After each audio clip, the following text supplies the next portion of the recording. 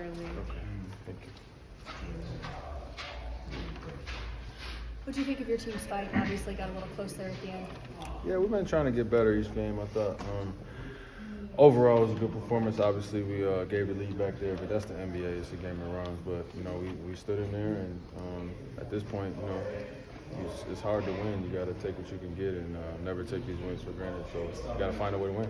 What do you think about the way your young guys are developing? I know you, Dylan, and Jack have taken the veteran role very seriously. Yeah, they're making the right plays and the right reads. I think our reads are getting better each game. We still got to clean up still just some young, silly stuff that we can take off the board, free throw line, box outs, silly turnovers here and there that we just don't have to give away. But other than that, offensively making the right reads, sharing the ball, and then defensively just learning, time and score and possessions. Even though the shooting was way better than the first 3 games, how much of that is because of what happened before the shots? Either execution, ball movement, whatever it was. Yeah, I thought, like I said, I think just making the right read at the right time and quick decisions, sharing the ball, and that's contagious. So once the shots start rolling and you get a rhythm, it's very contagious. And I thought we tried to look for great shots and passing up good for great tonight. And I think that it becomes contagious sometimes. So yeah, it was a bit of extreme. Couldn't make one and couldn't miss one tonight. So we'll take it and try to build on that momentum.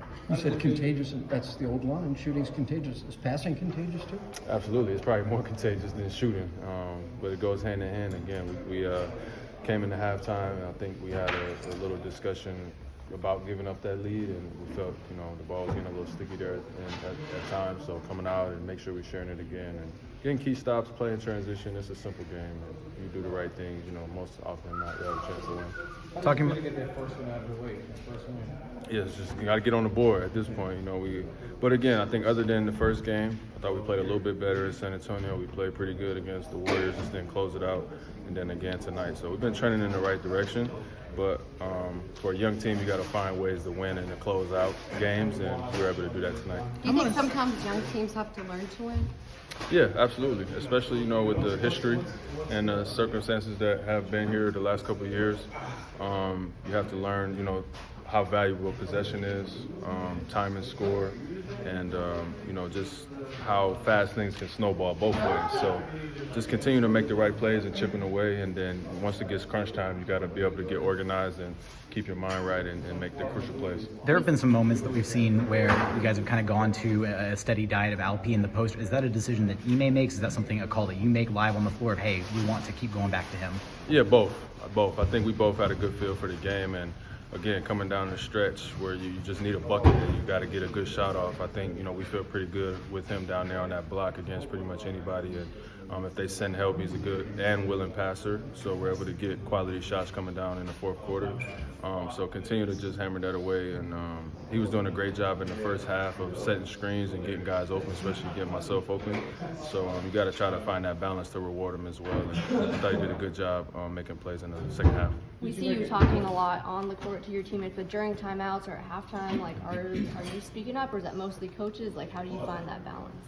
I'm talking all the time. For the 2.5, 3 hours I'm here for work, I'm talking all the time. So might lose my voice here and there, but might get on some guys' nerves. But at the end of the day, that's what I'm here to do. What were you saying after that free throw line box out error?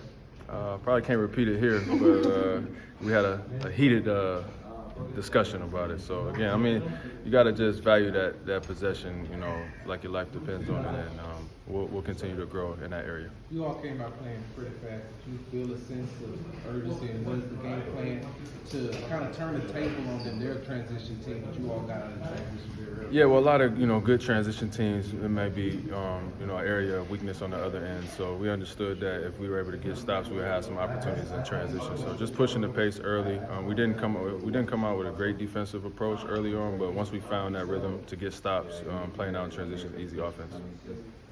Thank you. Thank you.